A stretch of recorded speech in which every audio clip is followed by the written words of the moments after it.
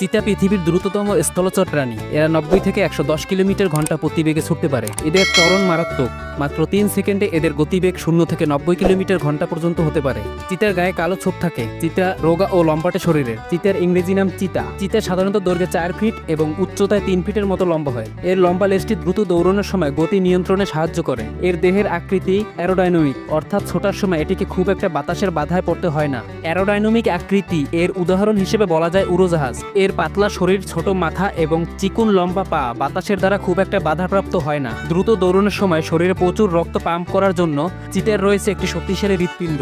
এর বড় আকৃতির ফুসফুস বেশি বাতাস ধারণ করতে পারে, যা দ্রুত দৌড়ানোর ক্ষেত্রে খুবই গুরুত্বপূর্ণ একটি বিষয়। দ্রুত দৌড়াতে পারলেও এটি খুব বেশিক্ষণ ছুটতে পারে না। সর্বোচ্চ গতিতে এটি প্রায় 30 সেকেন্ডের মতো দৌড়াতে পারে। এরপর এর শরীর এতটাই গরম বা ক্লান্ত হয়ে যায় যে এটিকে কিছুক্ষণ বিশ্রাম করতে হয় আগের অবস্থায় ফিরে আসার জন্য। অনেক সময় এটি শিকার ধরার পর সঙ্গে